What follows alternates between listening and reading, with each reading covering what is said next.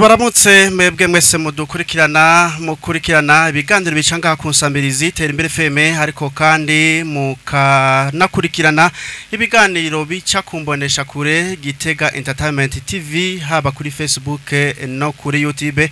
Tubaha ikaze rero mwa kino kiganiro kidasanzwe ni mu rukurikirane rw'ibiganiro insambirizi itegura kandi kabashikiriza ku bw'ubushikiranganje bw'amagara y'abantu biciye mu kigo cy'igihugu kijejwe incanco OPV mu mfunyapfunyo. Ivyo biganiro ni kumvo yo guhimiriza abene gihugu nabo bose begwa n'incanco kugira ngo nyabona hitabirwe incanco ku rugero rushimishije kuko umwana nuwegwa n'incanco atacandazwe bitera ingorane. Ariko kandi ikigo PV gihimiriza kandi kigira giti umwana candazwe hagira magara meza, umwana nawe atarose urucanco ashobora kugira ibibazo by'amagara make, mbere abavyeyi bonye n'ubwabo bagiye baravyivugira. Kugira ngo rero kino kiganiro kidasanzwe gishobore kuja mu ngiro gishikire mwebwe mwese akamo no guhimiriza kabashikire nuko turi kumwe n'abana bariya bafise uruhara, bafise ico baterera ngaho mu kibano mwiterambere ry'amagara meza. Nuko rero mu kiganiro kidasanzwe cuno munsi mbanze nihereko kiremeshejwe nanje Jean Dodier Nkunzimana, ariko kandi turi kumwe nabo bene uruhara ngaho mu kibano. Turi kumwe na Nduwimana Françoise n'umuremesha kiyago, ariko kandi ni indongozi yegereye abene gihugu nyumba 10 muri quartier Magarama mu gisagara ca Gitega ku mugwa mukuru wa politike. Ndakuramutse ndaguhanikaze muremesha kiyago Nduwimana Françoise. Mwaramutse neza mwese abo ku radio. Ego murakoze kumikaze ngaha ku radio iwacu Terimbere FM. Turi kumwe kandi na Iradukunda Josette n'umuvyeyi acandagisha ikibondo, ni we yamayibuka gucandagisha ikibondo ciwe, ariko kandi arafise n'uruhara rudasanzwe mu guhimiriza abandi bavyeyi mu kibano kugira ngo bashobore kwitabira incanco. Iradukunda Josette ndaguhaye mwiriwe, ndakuramukije, ndaguhanikaze mwa kino kiganiro. Mwaramutse neza, murakoze kunyakira ngaha ku radio wacu Terimbere FM.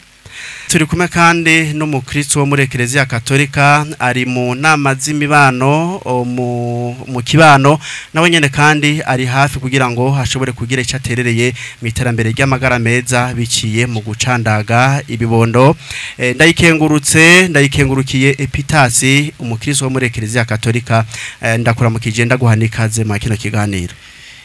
Mwaramutse cyane hama kandi ndabashimiye kwikaze mu mpaye no muri kino kiganiro. Murakoze cyane. Kiganiro cuno munsi twashimye kugaruka ku ruhara amakoperative, imigwi yo kuziganya no kugurana hamwe n'amashira hamwe y'abakenyezi n'ayandi. Uruhara ayo migwi nayo mashira hamwe n'amakoperative ivyogira kugira ngo hatera imbere kwitabira incanco, bakagira bati nyabona birakwiye ko incanco zo kwitabirwa ku rugero rushimishije. Birumvikana rero ko abari hafi abayo makoperative amashira hamwe n'imigwi yo kuziganya no kuguranana ifise uruhara kugira ngo nyabona abakenyezi bene kujana abana ku canco, ariko kandi nabo begwa n'incanco bashobore kwahurira no kugererana ikiyago mwayo mashira hamwe hitabirwa incanco ku rugero urushimishije. Nuko rero inyuma yo kumira mate tubaha ikaze duce tuja idonido mwa kino kiganiro. Tuje idonido mwa kino kiganiro cacu ico duheza tukayaga ko uno munsi n'uruhara rw'imigwi yo kuziganya no kugurana na y'abakenyezi n'amashira hamwe y'abakenyezi, ariko kandi n'ayandi mashira hamwe turi kumwe rero nabafise ico baterera mu kibano kugira ngo nyabona hatera imbere ukwitabira incanco. Twege natwe tukagira tuti nta mwana n'umwe yosigara atitabiriye ataronkejwe urucanco. Nduwimana Françoise umuremesha kiyago mu gisagara ca Gitega, ariko kandi ni ndongozi ni nyumba 10 ngaha mu gisagara ca Gitega muri quartier Magarama. Nduwimana Françoise, mbega none abakenyezi murafise ico mushobora guterera nkawe urumenyeremesha kiyago mwayo mashira hamwe yo kuziganya no kuguranana? Nka twebwe abaremesha kiyago abo bita abavuzi bo mu kibano turafise uruhara runini cyane mu bintu bijanye n'incanco, kubera kenshi abakenyezi begeranye niho tubigisha neza ibijanye n'incanco. Nkaho nka jewe iyo amashira hamwe yakoranye niho mbonerwaho no guhimiriza kugira ngo abavyeyi bitaho incanco kenshi kugira ngo umwana candagwe kiringo nyene nyaco kugira ngo incanco bazimare nkuko zitegetswe. Ni naco gituma rero duhimiriza kenshi abavyeyi kuko hari abamama benshi batitaho incanco z'abana babo kandi arizo kirumara zituma umwana akura neza akagira amagara meza.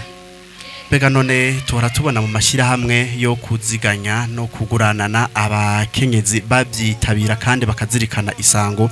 Bero ugasanga mwayo mashira hamwe batonda rimwe mu ndwi canke rimwe mu kwezi mu gihe naho urucanco ari amezi atandukanye baheza bakakwandikira. Mbega none hari akamo kugira tuti abakenyezi kujya mudasiba mu mashira hamwe muheze rero umunyaragase ntimwibagire n'urucanco. Ego ntitureka kubivuga ariko abavyeyi hari abavyumva ariko nukuri twasaba yuko atamuvyeyi numwe yoreka kwitaba akamo tuba twatanze. Twosaba nk'abarongoye amashira hamwe amakoperative hajya bakoranye naho twega barimesha kiyago tuba turimwe muri ayo makoperative bo ushobora kudufasha bakabwira abavyeyi abamama cyane cyane nibo twotegerezwa kubwira ivyo bintu vy'incanco kuko nibo bategerezwa kuvyitaba kuko umumama misanzwe ni bategerezwa kwitaho umwana wiwe akamenya ingene amagara y'umwana wiwe ari karagenda. Twobasaba rero ko bodufasha nk'abakuru b'amashira hamwe abakuru b'amakoperative bakaduhimiririza bakatubwirira abavyeyi babakoraniye ngaho bagacisha muri kintu kijanye n'incanco no gucandagisha ibibondo kari vyiza kari ngira akamaro ku magara y'abana bacu. Nukuvuga nosaba yuko umuvyeyi atumva gucandagisha umwana ko nawe ne hoba igihano bushobora kumuha kugira ngo n'umuvyeyi yo kuyumvira kudacandagisha umwana agire gutinya ico gikorwa kugira ngo bose bacitabire. Ndayikengurukiye Pitasi umukristo mu nama y'umubano muri Eklezia Katolika. Mbega namwe mu nama z'umubano ngira ngo hampande yo yivuga butuma hampande y'ijambo ry'Imana abarongoye imibano babakenyezi n'abashinga ntahe boheza bagacishamwo kumure akamo ko kwitabira incanco kugira ngo haboneka amagara meza mu kibano. Amagara meza niwe mushinge w'iterambere muri Eklezia. Iyo abakristo badafise amagara meza ni Eklezia nayo ntayo yoheza ngo ishike kuko nihoza kubwira ubutumwa abantu batameze neza.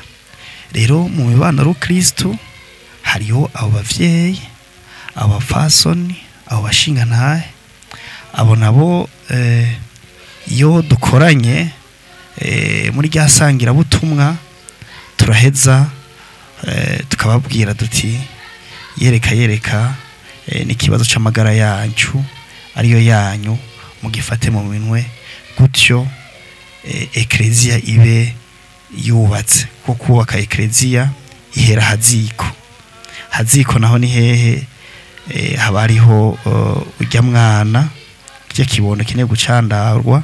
Ivyo rero ni ikintu gihambaye twitwararika cyane mu kubahimiriza no kubibutsa kugira ntibagume mu masabamana gusa. Iyo mwumvise mu nama y'umubano hariho umuvyeyi w'ikigaba canke mu rugo ari bigaba bagaheza mbere bakibagira gucandagisha umwana, iyo mukoranye mu nama z'umubano muraheza mukashikiriza ubutumwa buhe hampande y'ijambo ry'Imana? Ubutumwa ni bumwe nuko tugerageza kubumvisha ko ubutumwa kugira boronka bubanza gushikira mu muntu atekanye mu muntu akomeye. Irankunda Josette ni umuvyeyi acandagije ikibondo. Muvyeyi ni wewe ubutumwa buraba cyane kwera ko ni wewe ugira ati itari kirageze gucandagisha ikibondo.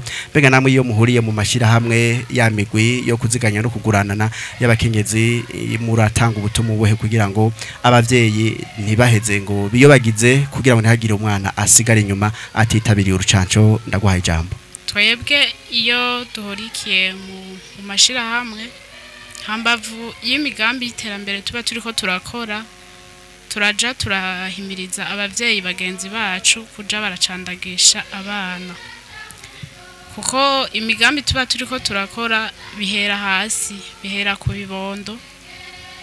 Kibondo kitameze neza nato nta terambere tuba turiko turakora.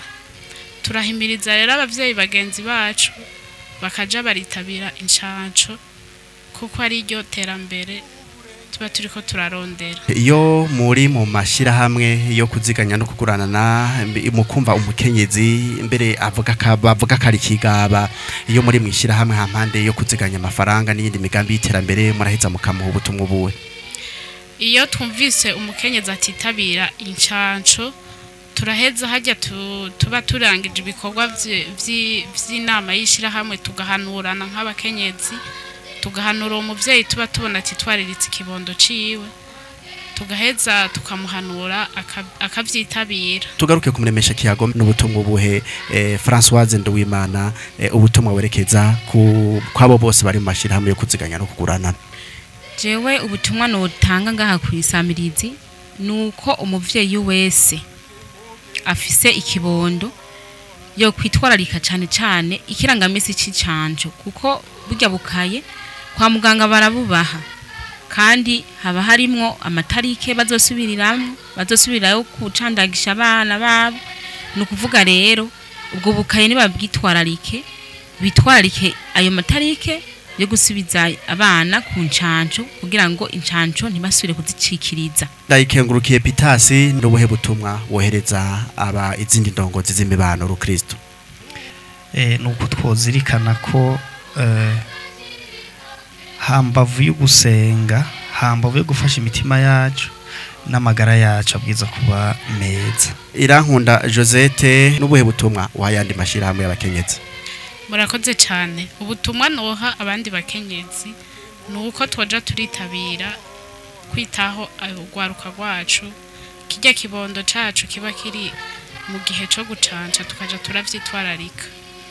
Ikindi nuko kujya nyene bitwararika kuja barajana zijya nyungu mu bisanzwe inyungu ntibazibagira iyo bari mu mashira hamwe ntibibagira ko hageze ko batanga inyungu. Ni naco rero boja baribuka nuko ikibondo ko hageze ko baja bamujana ku rucanco kujya batavyibagira bakavyitwararika nka kujya nyene bagira bajana ivy'inyungu n'imitahe. Murakoze cyane ndabashimire namwe bene gihugu bakunzi bisambirizi n'urubuga Gitega Entertainment TV. Ikiganiro cyariko kiraca kibiriraho nga kunsambirizi Terambere FM ariko kandi ni namashusho aca kumbonesha kure Gitega Entertainment TV haba ku muhora wa Facebook no ku rubuga YouTube. Ndabashimire cyane ni Jaro Nkunzimana nari ndemesheje kino kiganiro ni haramba amagara meza mu Burundi ni harambe incanco ni harambe kandi n'ikigo kijejwe incanco mu gihugu UPV mu mfunyapfunyo n'agahwane ishimira abadukurikiranye mwese.